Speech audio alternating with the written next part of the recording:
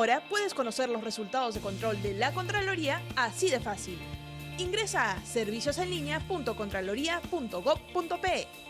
Aquí encontrarás 3 alternativas: buscador de informes de control, boletín de informes del control publicados y velocímetro de los servicios de control. En el buscador de informes de control podrás conocer los resultados de control previo, simultáneo y posterior que realizamos a las entidades públicas del país. Aquí puedes filtrar los informes por región, periodo de conclusión, sector y otras opciones. Desde el buscador también puedes elegir la opción de suscribirte al boletín. De esta manera accederás a un formulario de registro, a través del cual en simples pasos podrás suscribirte por región, entidad, sector u operativo. Al finalizar, solo debes elegir tu frecuencia de suscripción, que puede ser diaria, semanal o mensual. ¡Y listo! Finalmente, en el velocímetro de control podrás encontrar los gráficos con las estadísticas más representativas de los servicios de control. También podrás conocer cuántos y quiénes son los funcionarios con presuntas responsabilidades identificadas en los informes de control y podrás descargar esta información. Así de rápido, puedes conocer los resultados de las acciones de control que realiza la Contraloría.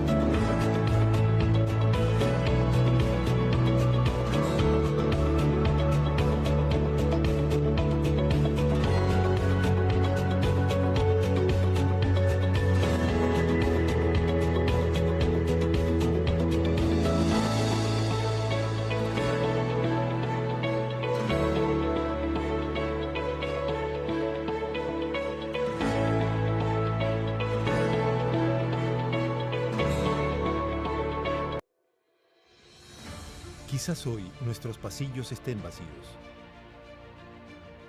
Nuestros libros extrañen ser leídos. Nuestro auditorio, sus grandes conferencias. Nuestras aulas, su participación en el aprendizaje. Pero la Escuela Nacional de Control no se detiene. Transformamos nuestra metodología de aprendizaje. Nos adaptamos a esta nueva era digital, con herramientas tecnológicas para la actualización y modernización del Estado. Lanzamos nuestra maestría en Control Gubernamental en modalidad virtual, con el respaldo de la Contraloría General de la República del Perú y reconocido por la SUNEDU. Capacitamos al Sistema Nacional de Control con una innovadora metodología de enseñanza para fortalecer el proceso de aprendizaje a través de aulas invertidas. Realizamos eventos virtuales de manera constante y transmitiendo conocimientos a los servidores públicos y fiscalizadores. Componentes nacionales e internacionales que comparten sus experiencias y conocimientos en la gestión pública. Organizamos mesas de concertación con escuelas del Estado y la red digital con las escuelas de posgrado para la mejora de la calidad de la educación virtual a nivel internacional. Este esfuerzo nos permite continuar con la formación de fiscalizadores, funcionarios y servidores públicos en beneficio de la ciudadanía. Seguimos adelante. Escuela Nacional de Control. Formamos creadores de valor público.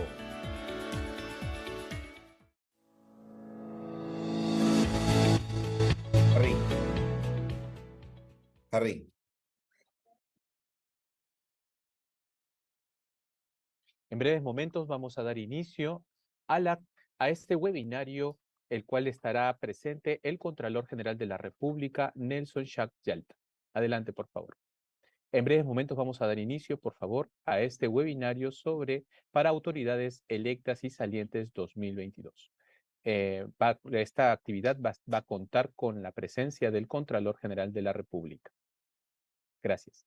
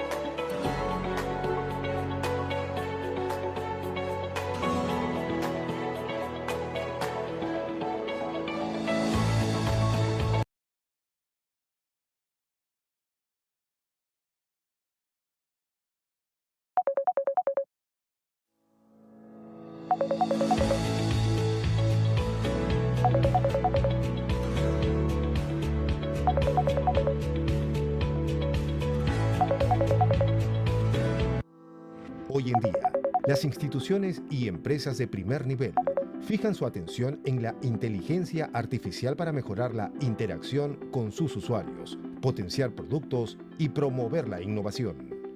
En nuestro programa Inteligencia Artificial, conocerás los conceptos básicos y el impacto que tiene esta tecnología en el gobierno y en diferentes industrias del sector privado. Entenderás también su aplicación en la gestión pública y en el sector salud, además de comprender los algoritmos utilizados como pilares de la transformación digital mediante la orientación de la plataforma Hueca. Tendrás acceso las 24 horas del día, los 7 días de la semana, para que organices tu tiempo y estudies a tu propio ritmo. ¿Estás listo para vivir la evolución digital? Certifícate con la Escuela Nacional de Control y forma parte de la transformación tecnológica. Escuela Nacional de Control. Formamos creadores de valor público.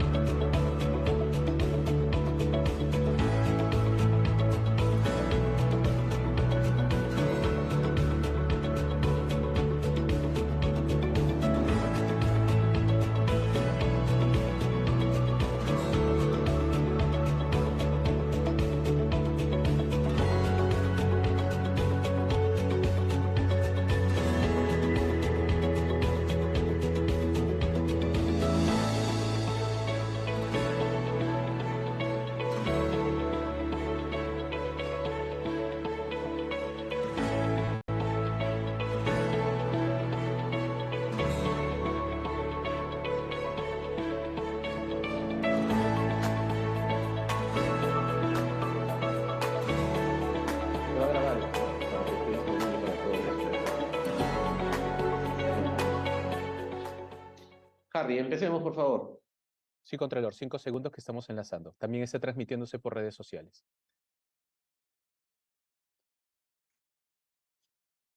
Buenos días con todas y todos los presentes. Les damos la más cordial bienvenida al webinario Gestión y Control Gubernamental. Considerando que el actuar público significa la adhesión a la fiscalización durante y posterior al cumplimiento del mandato otorgado mediante voto popular, esta actividad de capacitación tiene como finalidad otorgar el marco normativo que regula el rol y funciones de consejeros y regidores en materia de control posterior e identificación de responsabilidades ante infracciones a la norma. Agradecemos a todos los participantes, tanto autoridades salientes como entrantes, por su interés en capacitarse en temas de trascendencia para sus gestiones, en aras de la transparencia y la lucha contra la corrupción. Antes de dar inicio al presente evento, les informaremos la dinámica de participación. Durante la ponencia, las y los participantes podrán realizar sus preguntas en el chat de preguntas y respuestas de Webex, las cuales se harán llegar al ponente para que sean resueltas al finalizar su exposición. Damos inicio al webinario Gestión y Control Gubernamental, que está a cargo del economista Nelson Schack Yalta, Contralor General de la República. Adelante, por favor. Listo, Harry, muchísimas gracias.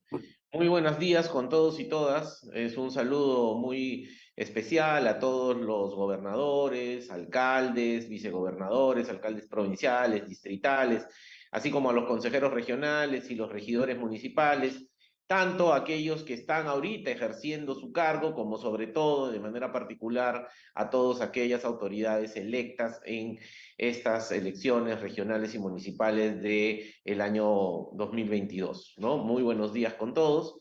Es para la Contraloría un gran placer anunciar el inicio de toda una serie de jornadas de capacitación. Es por eso que sobre eso era que queríamos comentarles como una breve introducción, digamos, cuál es el escenario desde la perspectiva del control en el que ustedes, sobre todo las autoridades electas, van a ejercer sus cargos a partir del próximo año, ¿no? Hemos preparado una breve presentación, no sé si, a ver,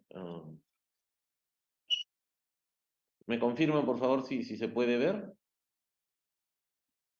En un momento, señor Contralor. Listo, ya se puede ver. Ok. A ver, simplemente digamos, a diferencia de sus predecesores, ¿no?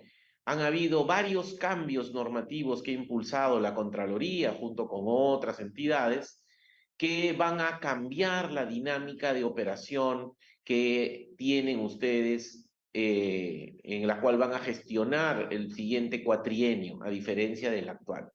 En primer lugar, vale la pena destacar de que, como ustedes saben, la Contraloría siempre ha hecho, tiene 92 años de existencia, yo soy Contralor hace 5 años y medio, siempre la Contraloría ha hecho control posterior, porque ese es el estándar internacional. En los países desarrollados, donde el Estado funciona, basta y sobra con hacer control posterior. ¿Qué es el control posterior? En términos sencillos, hagan la obra, nosotros la vemos después. Y ese después pueden ser años después. Pero ¿qué pasa después? Después ya no se puede corregir nada. De repente la obra ya se ha hecho mal, de repente ya robaron en la obra. Entonces la lógica es simple y llanamente tener un enfoque punitivo para perseguir a los culpables de eso que se ha hecho mal, ¿no? Y obviamente esos culpables pues serán por un lado funcionarios públicos, ¿no? Seguramente deshonestos, ineptos, incapaces, que van a ser procesados y a los cuales se les va a identificar responsabilidades a nivel administrativo, civil, penal, según corresponda, ¿no? Pero por otro lado están los privados, ¿no? Es decir, no hay corrupto público sin corruptor privado, pero de los corruptores privados se encargan otras entidades como por ejemplo la Fiscalía o la Procuraduría, ¿no? Pero esa es la lógica del control posterior. Sin embargo, en países como los nuestros, donde el Estado tiene muchas dificultades, muchas falencias, los sistemas administrativos no funcionan bien, el sistema de justicia no funciona tan bien como uno quisiera, hay una serie de limitaciones respecto de no tenemos un servicio civil meritocrático de carrera en el Estado, y así muchas otras dificultades y bajos niveles de institucionalidad hacen pues que el control posterior tenga poco valor público, genere poco valor público. Como yo suelo decir, es mejor, antes de llorar sobre la leche derramada o seguir llorando sobre la leche derramada, es mejor evitar que se derrame. Para eso creamos el modelo de control concurrente. Modelo que, a diferencia de sus predecesores, ustedes los van a poder aplicar plenamente. La ley 31358, que se publicó en noviembre del año pasado, dispone la expansión global del control concurrente a nivel nacional para todas las operaciones mayores a 10 millones, ¿no? Ciertamente, ese umbral, que es un umbral técnicamente definido, deja fuera a cientos de municipios, municipios pequeños, medianos, en los cuales su nivel de operación no alcanza para hacer transacciones de más de 10 millones. Es por eso que ahora, en el marco de la discusión de la ley de presupuesto para el año 2023, se viene abordando este tema y se viene discutiendo la posibilidad de bajar ese umbral a 5 millones, ¿no? Cosa que en lo cual la Contraloría está de acuerdo. Porque no solamente tenemos que preocuparnos de las obras grandes y medianas, sino también tenemos que tener presencia en todos los distritos de alguna manera. De hecho, por ejemplo, en el Plan Anual de Control para el próximo año, estamos programando intervenir por lo menos un par de veces al año, es decir, una vez al semestre, en todos y cada uno de los distritos del Perú. Pero esta situación del control concurrente va a marcar mucho la relación de trabajo y la eficiencia de la gestión que ustedes van a tener en sus distintas jurisdicciones, porque va a permitir que haya un acompañamiento, ¿no? En los principales momentos de los procesos de trabajo, en las inversiones, en las contrataciones, por un equipo multidisciplinario conformado por funcionarios de la Contraloría que acompañe el proceso y alerte oportunamente sobre riesgos y situaciones adversas para que los gestores, ustedes, los puedan corregir oportunamente. Es importante tener presente que la Contraloría no va a resolver el problema por ustedes. La Contraloría lo único que hace es alertar. Nosotros hacemos control, no nos metemos en la gestión. Y esa es la razón por la cual, sin embargo, hemos creado este modelo para poder colaborar, para poder coadyuvar a que las obras y las contrataciones se hagan bien en tiempo y forma. De tal manera que esa es una primera gran diferencia respecto de lo que ustedes van a tener versus lo que tuvieron sus predecesores, ¿no? De hecho, eso está asociado también, justo ahora en este mes de noviembre, vamos a, por ejemplo, a convocar a un concurso público de méritos para la contratación de más de 1.000 funcionarios de la Contraloría, especialistas, ingenieros, economistas, abogados, contadores, para que justamente se puedan conformar todos estos equipos que permitan acompañar los distintos procesos, particularmente de inversión a nivel nacional. Pero otro cambio muy importante es, a diferencia de lo que pasaba en las administraciones anteriores, ahora hay una ley de idoneidad sobre las personas que contratan en los cargos, ¿no? La ley 31419. Es decir, ya se han definido perfiles mínimos y esto es muy importante, ¿no? Como yo suelo decir, la mejor inversión que una autoridad política electa puede tener, dada la enorme responsabilidad y desafío que van a asumir al haber cedido, gracias a la confianza de su población, a estos cargos de dirección, de la conducción, no solamente de los presupuestos, sino en general, la conducción de la ciudad, del gobierno regional, etcétera. La mejor inversión que pueden hacer es rodearse de un equipo técnico que sea idóneo. Y eso significa que los funcionarios públicos, además, claro está, de que tengan vocación de servicio, de que tengan un amor a la patria, de que tengan una opción preferente por los más pobres, cumplan esencialmente 3 requisitos, como yo lo suelo decir. Primero, tienen que ser honestos. En segundo lugar, tienen que saber.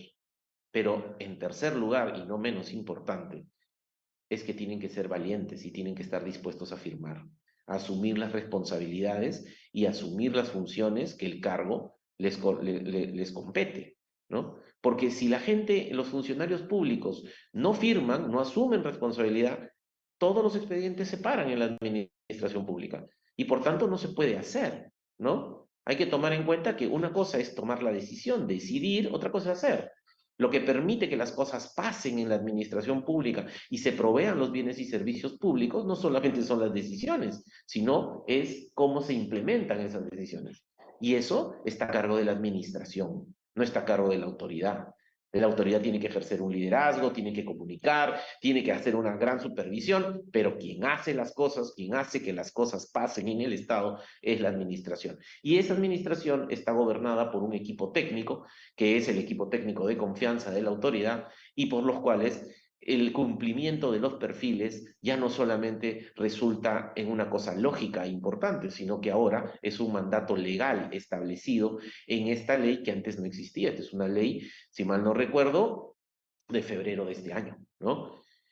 Y de hecho, la Contraloría, en coordinación con Servir, va a desplegar, como ya lo hemos venido haciendo en anteriores oportunidades, cada vez que ha habido cambio de gobierno, tanto a nivel regional, local, en el año 2018 al 2019, acuérdense ustedes, como también lo hemos hecho en el caso de el cambio de gobierno a nivel nacional que ha pasado en el año 2021, ya hemos venido interviniendo, ¿no? Y justamente en el mes de abril del próximo año vamos a desplegar un megaoperativo de control a nivel nacional para revisar, no seguramente todos, pero sí la gran mayoría de los procesos de designación de funcionarios de confianza que se vayan a dar a nivel de los gobiernos regionales, locales, provinciales y seguramente los más importantes locales distritales, ¿no? Los gobiernos locales distritales. Y ojalá que no vuelva a pasar lo que sucedió en el año 2019, que encontramos que más la tercera parte, casi la tercera parte de todos los funcionarios públicos de confianza que habían sido designados no cumplían con el perfil, ¿no? Y claro, ahora esta situación ya no se puede permitir, porque justamente de lo que se trata es que las decisiones y las acciones en el sector público estén a cargo de personas competentes, ¿no? Personas que sepan lo que tienen que hacer. O sea, el Estado y la gestión pública es un tema muy complejo. Los procesos de decisión son complejos y la verdad es que no estamos aquí para venir a aprender. Tienen que conseguir equipos técnicos calificados, con experiencia. A mí siempre me dicen, es que puede aprender. Sí, por supuesto, cualquier persona inteligente puede aprender. El punto es cuánto va a durar esa curva de aprendizaje y sobre todo, quién va a pagar los costos de todas las equivocaciones, los errores, para no hablar de los temas de corrupción que también se van a presentar seguramente. ¿Quién va a pagar todo eso? Eso lo pagamos todos los ciudadanos. Es por eso de que es muy importante que tengan en cuenta que ahora hay una serie de reglas mucho más explícitas sobre el tema del cumplimiento de perfiles, ¿no? Y esto tiene directamente que ver con la capacidad sancionadora también de la Contraloría. ¿Qué pasó con todos estos casos de nombramientos o designaciones de personal que no cumplían los requisitos? En el año 2019, la verdad es que pasó muy poco, ¿no? Pasó muy poco porque evidentemente no estaba la ley y también la Contraloría no tenía la capacidad sancionadora. Pero quiero que tengan presente, y ese es otro cambio muy importante, a partir del próximo año, ¿no? Ustedes que se hacen cargo, a diferencia de sus predecesores, van a tener en plena operación el procedimiento administrativo sancionador de la Contraloría. Ya se expidió el año 2021, a mediados del 2021, la ley 31288, por la cual se recupera la capacidad sancionadora y por tanto la Contraloría va a proceder a inhabilitar a través de todos los mecanismos, respetando el debido procedimiento, etcétera, etcétera, etcétera, y todas las garantías constitucionales que todos conocemos, pero va a proceder ya a inhabilitar a los funcionarios públicos que cometen irregularidades graves o muy graves. Y esto va a cambiar por completo la sensación de impunidad que hay en nuestra población, que ve que en los informes de la Contraloría, y resulta que después pasan los meses y no pasa nada. Bueno, ahora va a empezar a pasar. Y acuérdense que la Contraloría no solamente no manda un memo con copia a su legajo, no llama la atención, no hace una amonestación, no pone multas, no, la Contraloría, de acuerdo al marco legal vigente, va a inhabilitar de la función pública hasta por 5 años. Entonces, ya no es un tema menor, la sanción es tremendamente dura, y justamente ahora en el mes de octubre en la Contraloría, terminamos de conformar y ya en el mes de noviembre está en plena operación el Tribunal Superior de Responsabilidades Administrativas, que va a tener la gran responsabilidad de frente a los informes de control en los cuales se establezcan responsabilidades funcionales, graves o muy graves, pues va a tener la responsabilidad de absolver o de sancionar con inhabilitación a estos malos o presuntamente malos funcionarios públicos, ¿no? Y ahí también van a estar ustedes y todos los funcionarios que ustedes designen. Entonces, ese también es un cambio muy importante. Es decir, por un lado, la Contraloría va a tener una mirada mucho más focal en los temas punitivos, en los temas de sanción, pero por otro lado, también va a poder colaborar con el éxito de la gestión a través de este modelo de control concurrente que se está ya empezando a desplegar plenamente, ¿no? Un par de cambios muy importantes adicionales sobre los cuales ustedes van a poder tomar acción a diferencia, quizá con mucha mayor efectividad a diferencia de sus predecesores, está relacionado al tema de las obras paralizadas, ¿no? La razón por la que se paralizan las obras es múltiple, pero quizá una de las más importantes es porque los expedientes técnicos no están bien hechos, es porque los estudios no están bien hechos. Es una pésima decisión tratar de ahorrar al hacer los estudios, ¿no? Eso es parte del problema. El Estado peruano en general gasta muy poco pagando por estudios de calidad, y por eso que no tienen calidad, ¿no? Y el gran problema es que todos esos problemas técnicos que se suscitan a partir de malos estudios, tanto de preinversión como de los expedientes técnicos, pues después pasan factura a la hora de la ejecución de las obras, de la ejecución contractual.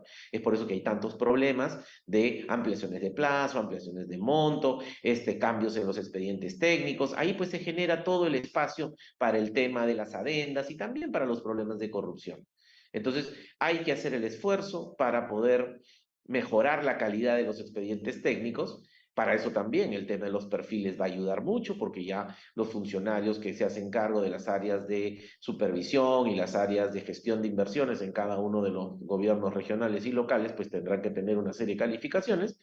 Pero además, ustedes van a contar con una ley que es la ley 31.589, que permite reactivar las obras paralizadas a través de un procedimiento que está contenido en la propia ley, y que eso no tenían sus predecesores. Porque efectivamente, a veces, ¿qué pasa cuando, por ejemplo, una obra está en litigio, una obra está en controversia? Lo más probable es que por más voluntad que tenga la autoridad regional y local, no puede hacer gran cosa, pero ahora, en el marco de esta ley, entonces se pueden acoger, hay todo un procedimiento, hay que hacer una serie de estudios, elaborar unas listas que permitan destrabar esas inversiones que se van a acoger a una serie de procedimientos legales excepcionales que se establecen en la ley 31.589 de reciente publicación. Eso se ha publicado ahora en el mes de octubre, digamos. Entonces, ese también es un cambio muy importante.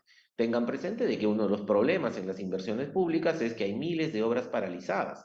Al cierre del 30 de junio, ¿no?, la información de la Contraloría, que en las próximas semanas también va a salir un nuevo informe de la Contraloría, por cierto, sobre las obras paralizadas al 30 de septiembre, ¿no? Al 30 de junio recuerdo que había más de 2.300 obras paralizadas por casi 29.000 millones de soles, ¿no? Imagínense toda la potencialidad que tiene para la prestación de bienes y servicios y para el cierre de brecha, que muchas de esas obras pues entren en operación. No solamente contribuiría a la reactivación económica, sino que empezaría a cambiar ese nivel de frustración que tiene la gente al ver de que hace un gran esfuerzo, ¿no? Gestiona una serie de intereses en todos los niveles para poder lograr que se haga una obra, y resulta que la obra empieza, pero después se paraliza y después se abandona y después, etcétera, etcétera. Entonces, por esa razón, el contar con este marco legal habilitante, y en el cual la Contraloría va a tener un papel también muy importante, se va a desarrollar una serie de reglamentos en el transcurso de las próximas semanas.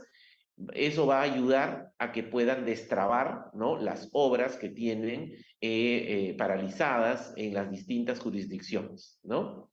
Y finalmente, otro cambio muy importante que en su momento también impulsó la Contraloría y que se ha traducido ya en una ley, que es la ley 31433, cambia la dinámica de fiscalización de la gestión pública desde la perspectiva de los consejos regionales y los consejos municipales. Porque por primera vez en la historia de la República, el Estado se va a preocupar de poder capacitar, ¿no?, a las autoridades electas, particularmente a los consejeros y a los regidores, para que puedan desplegar mejor su función de fiscalización. Y esa es una tarea que la ley le encarga a la Contraloría General de la República. En términos concretos, vamos a tener seguramente en la Escuela Nacional de Control, que ahora, digamos, toda la operación es esencialmente virtual, vamos a tener alrededor de 11.000 alumnos que van a ser justamente todos los consejeros y todos los regidores municipales, provinciales y distritales a nivel nacional, con quienes vamos a compartir una serie de conocimientos para que efectivamente tengan mayores capacidades. Pero además esa ley, como yo suelo decir, para poder fiscalizar hay que tener 3 requisitos, ¿no? Primero hay que querer, porque es un trabajo muy ingrato. Uno pierde a los amigos, lo denuncian, lo amenazan, pero es un trabajo fundamental. Alguien tiene que hacerlo. No es posible gestionar ni gobernar sin un adecuado control y supervisión. Y en esa perspectiva, ese deseo, pues me imagino que todos los consejeros y los regidores deben tenerlo. Pero es un deseo de controlar, no para obstaculizar el proceso de toma de decisiones que hace el Poder Ejecutivo en su nivel nacional, en su nivel regional y local, sino es para justamente contribuir a que las cosas se hagan y que se hagan bien, pero que se hagan, ¿no? Es por eso que es necesario separar el tema de el control político propiamente que se ejerce al interior de los consejos municipales y los consejos regionales del proceso técnico de fiscalización. Y hay que ser consciente de que el proceso técnico de fiscalización, el control en el Perú es un control de legalidad. Entonces, justamente por eso es fundamental que los consejeros y regidores, que muchas veces, la gran mayoría, nunca ha tocado el Estado, la gran mayoría nunca ha trabajado antes en la gestión pública, a veces de repente no tienen ni idea de cómo funciona el municipio, ¿no? Eso, en lugar de irlo aprendiendo poco a poco, como ha sucedido con sus predecesores, que seguramente al día de hoy ya saben perfectamente cómo funcionan los municipios y los gobiernos regionales y cómo hacer la fiscalización, el problema es que ya se van. Entonces, justamente para poder reducir esa brecha o esa curva, reducir la curva de aprendizaje, pues van a ser capacitados a través de la Escuela Nacional de Control. Y de esa manera ya van a cumplir con el segundo requisito. Primero, querer. El segundo es que hay que saber, ¿no? ¿Por qué? Porque hay que saber cómo hacer el control, ¿no? Precisamente porque el control es un proceso técnico, ¿no? Es un control de legalidad. Hay que ver qué normas están incumpliendo.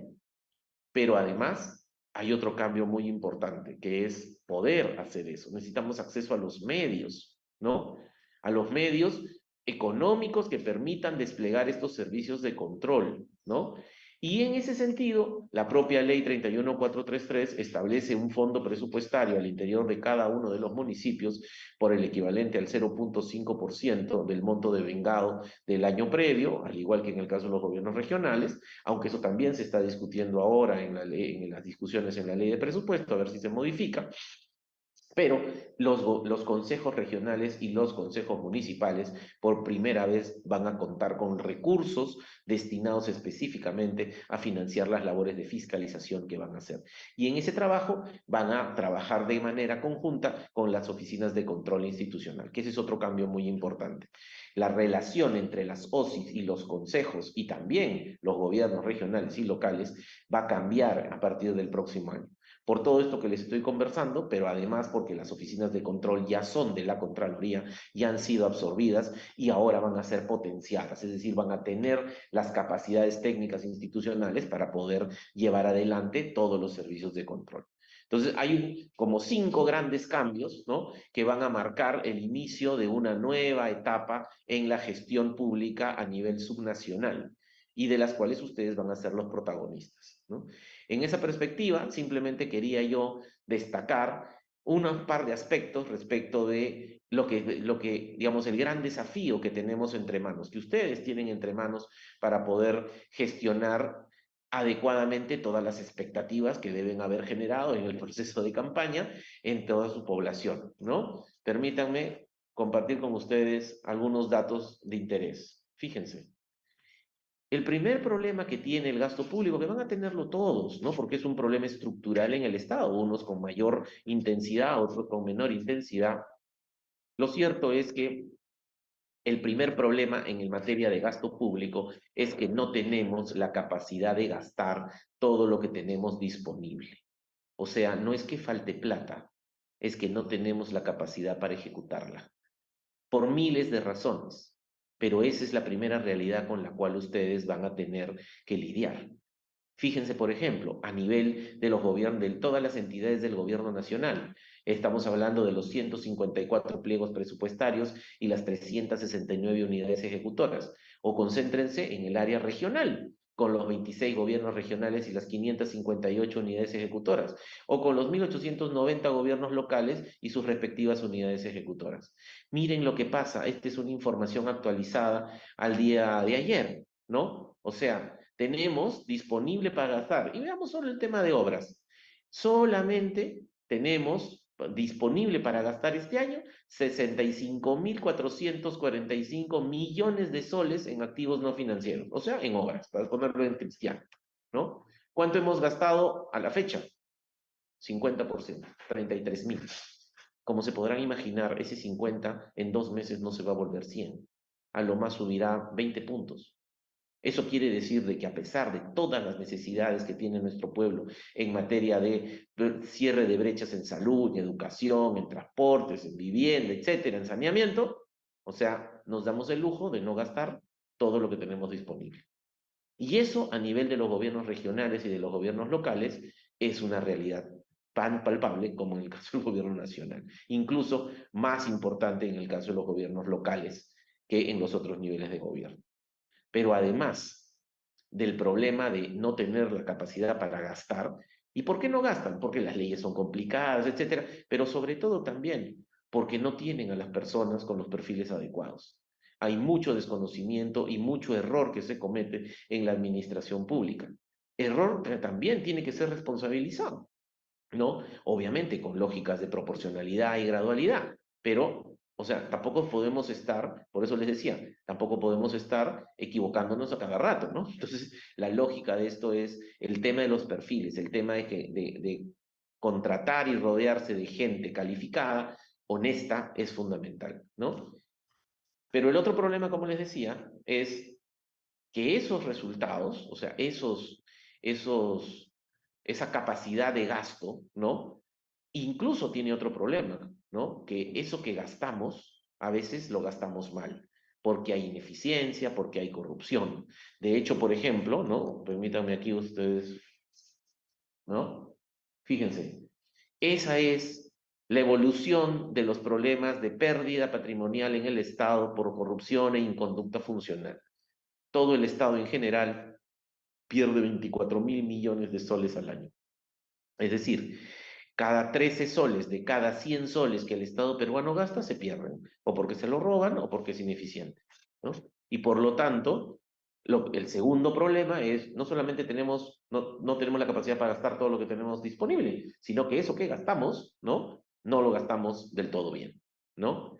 Y obviamente hay un tercer problema que, claro, ya tiene que ver con unas medidas mucho más estructurales a largo plazo, que es que aunque arreglemos el problema 1 y el problema 2, cosa que sería una cosa extraordinaria, y esa es una tarea que ustedes deberían hacer en cada una de sus jurisdicciones, en la medida de sus posibilidades, lo que tenemos es que, aunque eso suceda, nunca vamos a poder darle a nuestra población, ¿no? No sé, digámoslo así, la salud de Singapur, las carreteras de Alemania, la educación de Finlandia, etcétera. ¿Por qué? Porque el presupuesto es muy pequeño, ¿no? ¿Y por qué el presupuesto es muy pequeño? Porque obviamente la tributación es muy baja. Los que tributamos un montón, pero con una economía en donde el 70-80% es informal, la verdad es que la presión tributaria es demasiado baja para poder tener un Estado que provea de todos los bienes y servicios que la población espera. Pero reitero, arreglar el problema 1 y arreglar el problema 2 ya sería una cosa extraordinaria. Y esa debería ser una de sus principales preocupaciones estructurales. Pero, ¿qué pasó en el año 2021, por ejemplo? Ahí ustedes ven, pueden apreciar qué es lo que ha sucedido con los niveles de pérdida a nivel de los gobiernos nacional, regional y local, y también los niveles de pérdida a nivel de los tipos de gasto, ya sea en las contrataciones de bienes, servicios o inversiones. O en otros, que ahí está el tema de las planillas, por ejemplo, ¿no? Muy bien. Y dicho sea de paso, ¿cómo la Contraloría trata de colaborar con todo esto? Pues a través de nuestros informes, ¿no? Informes que son de tres tipos: informes de control previo, de control simultáneo y de control posterior. Solo los informes del control posterior, específicamente las auditorías de cumplimiento y los servicios de control específico, son aquellos que permiten el deslinde de responsabilidades a los malos funcionarios públicos en el ámbito administrativo, civil y penal. El resto de los informes son informes que alertan, que dan a conocer cosas. Y ahí el más importante, sin duda, son los mecanismos de control simultáneo, particularmente el control concurrente, que permite precisamente que haya este acompañamiento, ¿no? En ese marco, ya para ir terminando, ¿no? Que era el propósito esencial de esta presentación, era compartir con ustedes cómo vamos a desplegar los procesos de capacitación a todos los consejeros y a todos los regidores, en general a todas las autoridades, ¿no? Con el propósito de fortalecer sus competencias, ¿no? En temas de gestión pública, evidentemente, pero también de fiscalización. ¿Y por qué de gestión pública? Porque nadie puede controlar lo que no conoce, ¿no? Entonces, necesitamos estar seguros de que ustedes conocen para que puedan después poder controlar apropiadamente. Sobre todo que ahora va a haber una relación mucho más estrecha entre los procesos de fiscalización que hace el Consejo Municipal, que hace el Consejo Regional, y la coordinación con nuestras oficinas de control institucional, de control de la Contraloría en cada uno de los gobiernos regionales y locales, porque precisamente de ese trabajo conjunto, sinérgico, debería haber un resultado mucho más efectivo del que hemos tenido hasta ahora. Porque, por ejemplo, en la medida de que ustedes sepan y tengan los medios, pues muchos de sus informes van a terminar seguramente, de sus investigaciones, podrán terminar no solamente en la Procuraduría, en la Fiscalía, sino también en las oficinas de control, para que las oficinas de control, a partir del proceso administrativo sancionador, ejerzan pues esta lógica de sanción, de postular la sanción a estos malos funcionarios, tarea que, por ejemplo, competencia que, por ejemplo, no tienen los consejos municipales y regionales. Entonces, por muchas razones, como yo he dicho públicamente, a partir de este año ya hemos creado toda la infraestructura y los arreglos normativos para que los consejeros y los regidores sean aliados estratégicos de los auditores en cada una de los gobiernos regionales y locales, ¿no? Cada uno respetando sus autonomías, sus competencias, pero todos estamos en el mismo negocio, es decir, tratar de luchar contra la corrupción, la inconducta funcional y sobre todo promover a que la gestión pública cumpla con sus fines y objetivos en el logro de la prestación de los bienes y servicios que la población necesita, ¿no? Y de hecho, por esa razón, vamos a iniciar en este segundo quincena del mes de noviembre, a partir del 14 al 28, ¿no? Ahí ustedes pueden apreciar que vamos a desarrollar, digámoslo así, una especie de curso introductorio, ¿no? Un balance, digamos, como yo le suelo llamar, un aperitivo, ¿no? Sobre algunos de los temas más importantes que todos deberíamos conocer, aunque sea una mirada panorámica, ¿no? Sin mayor detalle, pero para tener una idea de a lo que nos vamos a enfrentar después. Es por eso que se ha programado 3 procesos de capacitación. Este primero, que va a coberturar prácticamente a todas las autoridades electas, ¿no?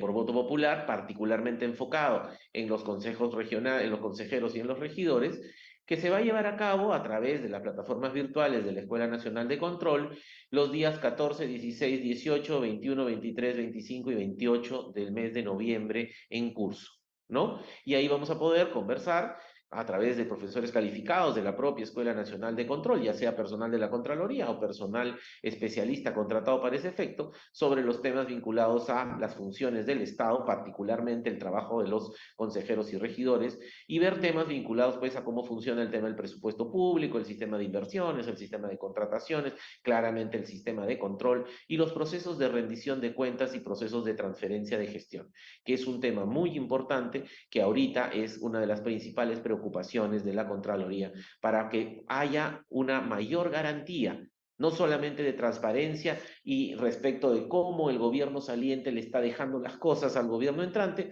sino por sobre todo para que contribuir a que haya una mayor continuidad, ¿no? Ojalá perfecta, cosa que muchas veces es difícil, pero que haya continuidad en la prestación de los bienes y servicios. Por eso, el proceso de transferencia de gestión no es solamente un proceso administrativo, formal. Quizá la parte formal es cuando firman el acta y se toman la foto, digamos, pero el proceso técnico es muy importante porque a partir del 1 de enero del próximo año, las autoridades entrantes asumen el activo y el pasivo. Cualquier cosa que pase después del 1 de enero es su responsabilidad.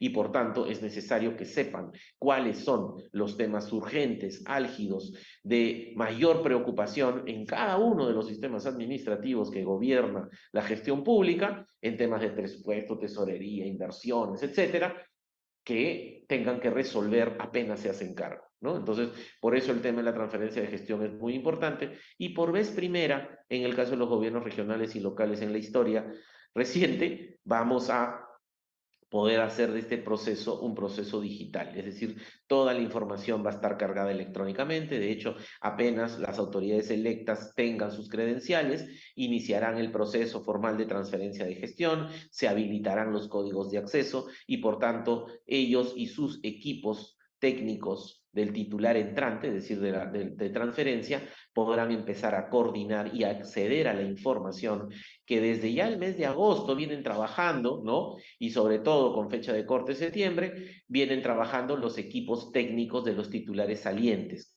Desde hace meses atrás han sido conformados los equipos y por lo tanto, a más tardar el 15 de noviembre va a estar disponible una primera versión del informe de rendición de cuentas y transferencia de gestión para que justamente sobre la base de esa información se inicie el proceso técnico de transferencia de gestión entre la autoridad saliente y la autoridad entrante y sus equipos técnicos, ¿no? Entonces, por esa razón, además, un par de temas que van a ser muy importantes también para las nuevas autoridades es el proceso de presentación de sus declaraciones juradas de bienes y rentas.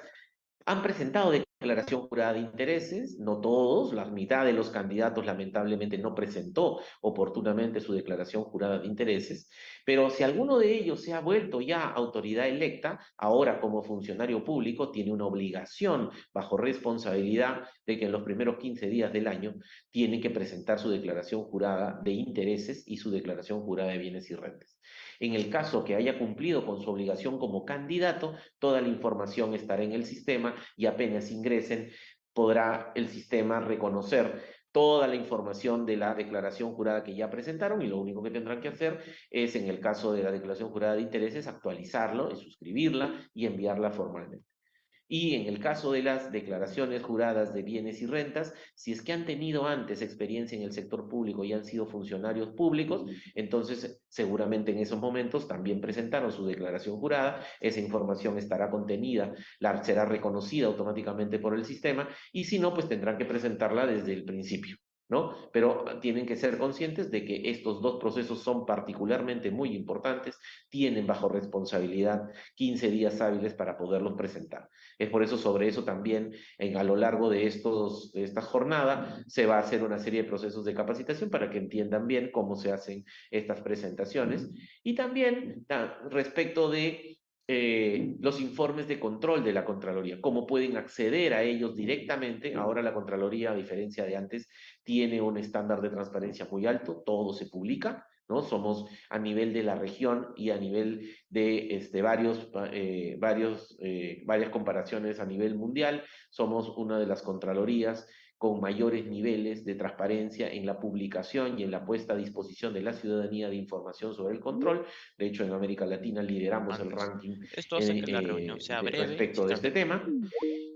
Y por lo tanto, todos lo van a encontrar publicado, ¿no? Salvo aquellos tipos de informe, pues, que por su naturaleza secreta o reservada no se puedan publicar, pero en general hay cientos, ya más de 135.000, si mal no recuerdo, informes publicados en la página web, y obviamente van a poder conocer cómo acceder a ellos, y más aún, lo que les recomiendo, ya en estos talleres les van a explicar cómo, es suscribirse a los boletines, ¿no? Porque, digamos, la Contraloría produce, pues, 35.000 informes al año, eso significa más de 120 informes que se publican diariamente, y por tanto seguirlos es muy complejo, ¿no?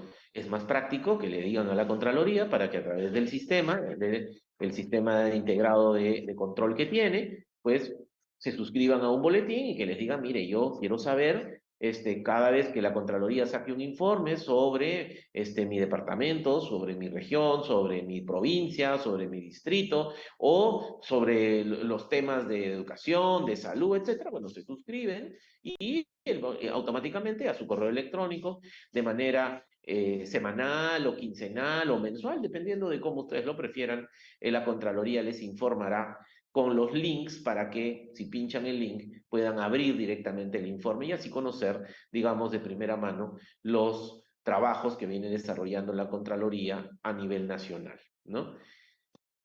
Pero luego de esto va a ser un curso, casi como un aperitivo, como les decía, introductorio, ¿no?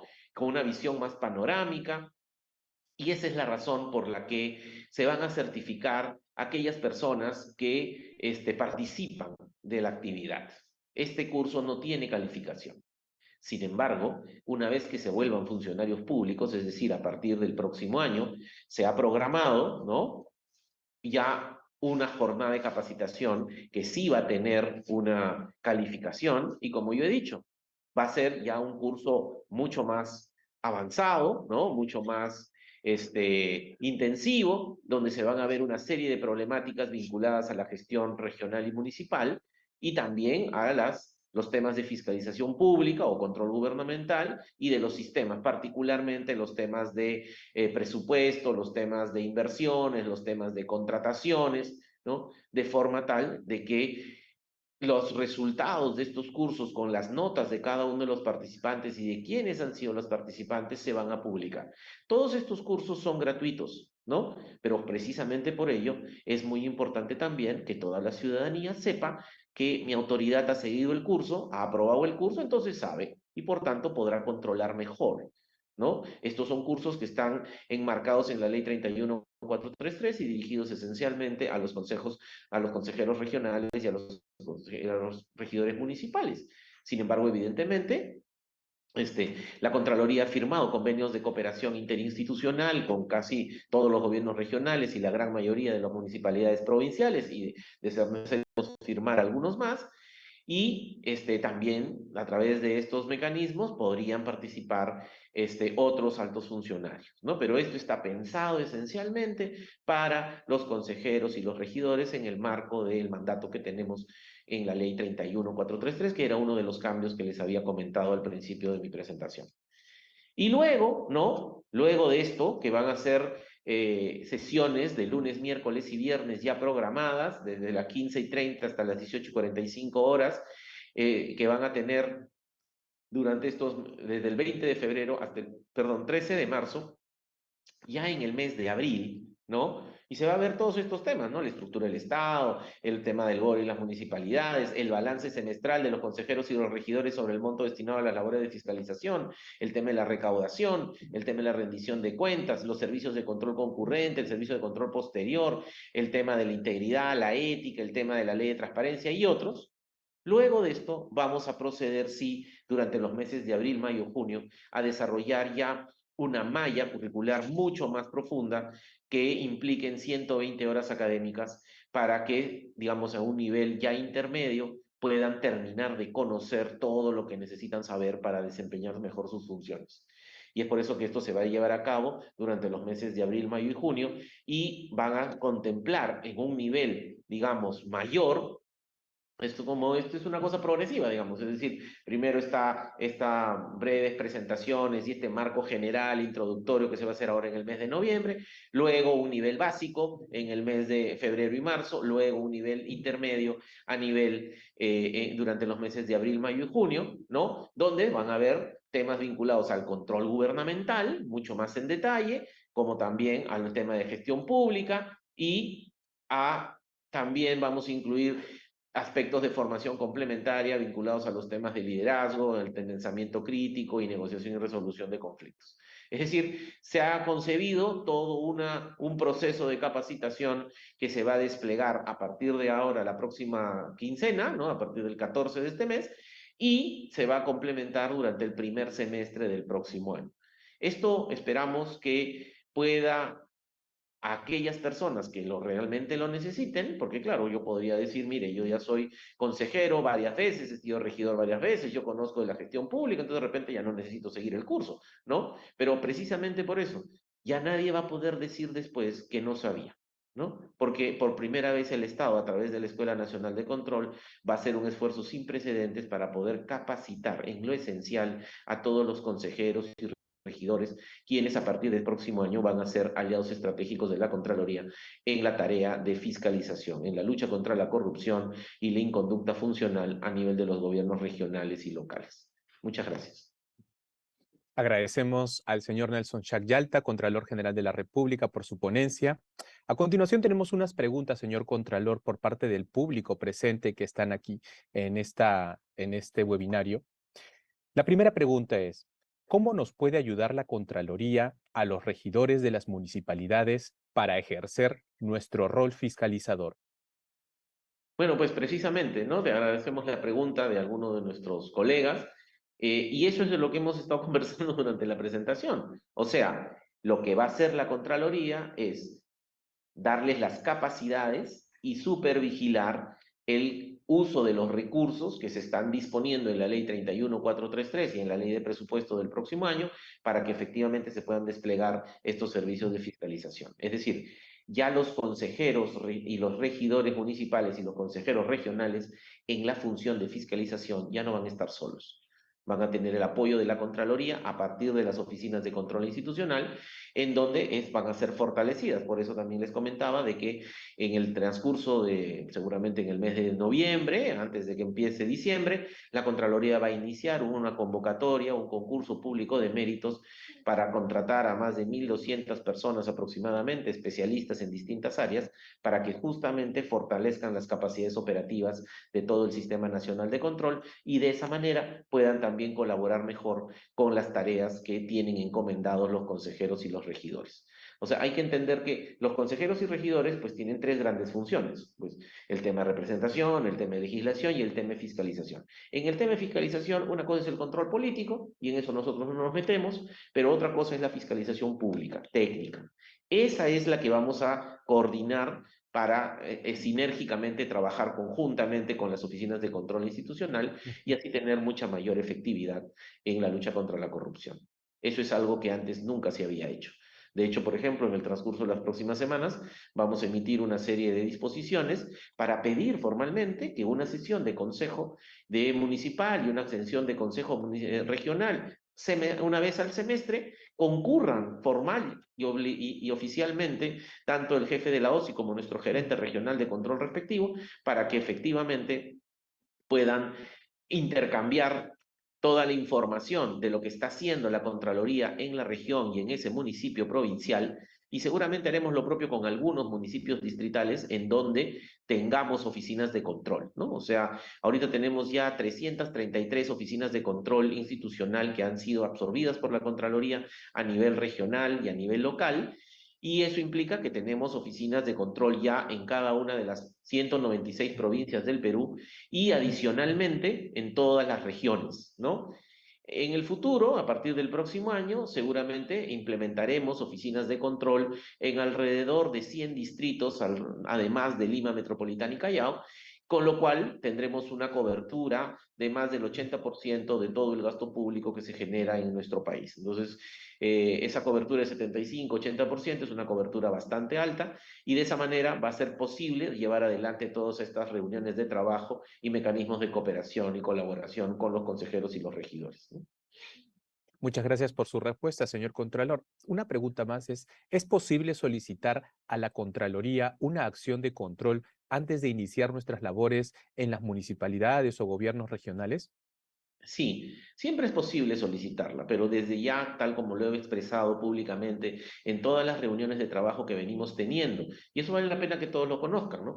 En todas las regiones donde ya no hay segunda vuelta, ¿no? Entonces hemos desplegado durante el mes de noviembre toda una serie de viajes, de reuniones, de trabajo con las autoridades electas. Yo, por ejemplo, el día de ayer estuve en Tacna, y así como estuve en Tacna el día de ayer, hemos estado en Loreto, en Pucallpa, en Ucayali, ¿no? En Pucallpa, en Arequipa, ¿no? Y en unas cuantas semanas voy a Tumbes, y así los vicecontralores de la Contraloría están haciendo lo propio en el resto de las 19 regiones que ya no te entran a segunda vuelta. Entonces, y una de las cosas que les decimos es, claro, es natural, toda nueva administración quiere que haya una auditoría de gestión, una auditoría integral de lo que ha hecho la administración anterior para que esto produzca un corte, ¿no?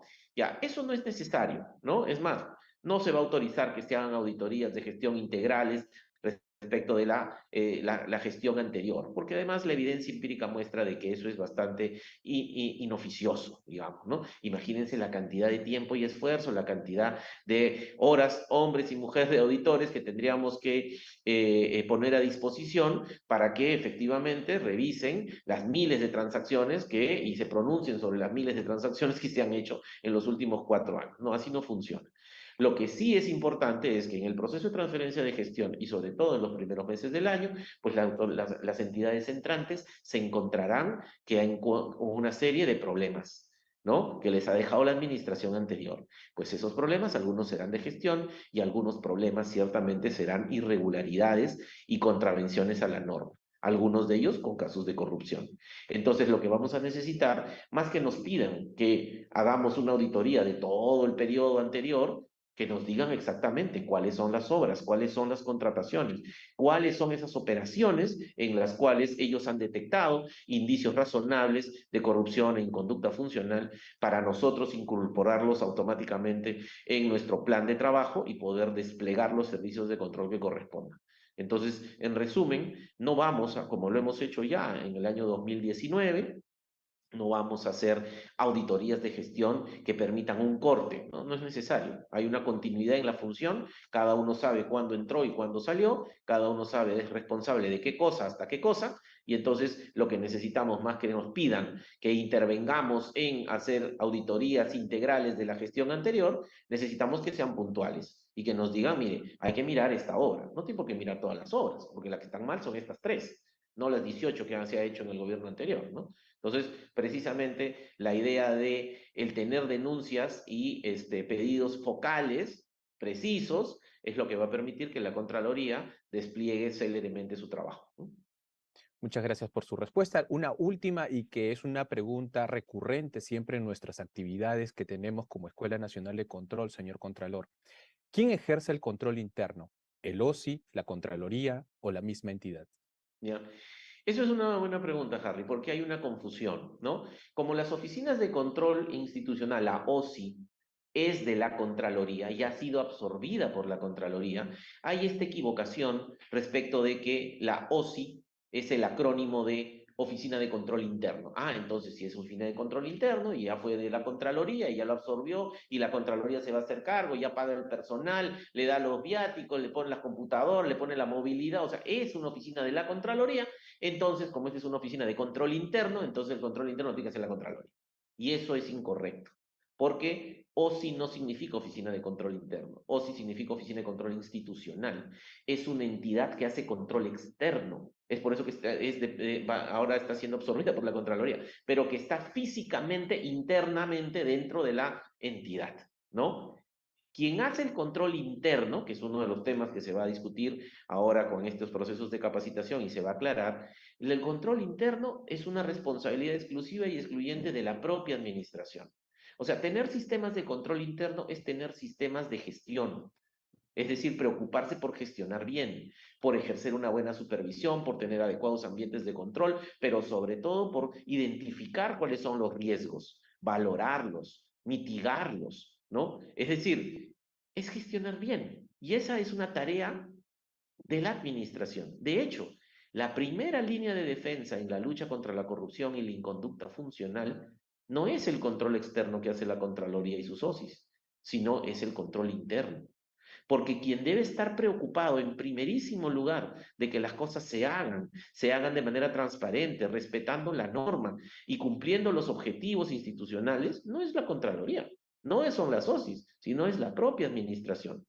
Y eso, a propósito, es uno de los temas que tenemos que trabajar más. La Contraloría, en su rol rector del Sistema Nacional de Control, nosotros definimos cómo se implementa el sistema de control interno en las instituciones y evaluamos ese nivel de cumplimiento. Y obviamente, a pesar de que durante los últimos años ha avanzado significativamente, aún nos falta mucho tramo por recorrer a nivel de los gobiernos regionales y los gobiernos locales. O sea, si los sistemas de control interno no funcionan bien, no nos sorprendamos que hay problemas de corrupción e inconducta funcional. Es lo natural. Y esa es la razón por la cual tenemos que hacer desde las administraciones públicas un esfuerzo muy importante por tratar de implementar esos sistemas. ¿Qué implica? Pues reducir la discrecionalidad de los funcionarios públicos, mapear los procesos, protocolizar las tareas, o sea, contratar gente que cumple con los perfiles, hacer una buena supervisión, gestionar bien los riesgos, porque al final todo eso va a contribuir a que se cumplan con los fines y objetivos de la institución que uno lidera. Muchas gracias, señor Contralor, por su participación en este webinario Gestión y Control Gubernamental. Gracias por su ponencia. Reiteramos la invitación a todas las autoridades, tanto salientes como entrantes, los días 14, 16, 18, 21, 23, 25 y 28 de noviembre. Están invitados a participar de esta jornada de capacitación subnacional. Se pueden inscribir a través de la página web de la Escuela Nacional de Control. Asimismo, la Escuela Nacional de Control les ha emitido un oficio de invitación a todas las gobiernos regionales, municipalidades provinciales y distritales para que puedan participar. Cualquier cosa nos pueden contactar a través de nuestros canales de comunicación de la Escuela Nacional de Control y de la Contraloría para brindarles la asistencia respectiva. De esta manera, culminamos el webinario Gestión y Control Gubernamental. Agradecemos la participación y nos reencontramos el 14 de noviembre de 2022. Muchísimas gracias con todos. Un fuerte abrazo, cuídense mucho y ya estaremos en contacto.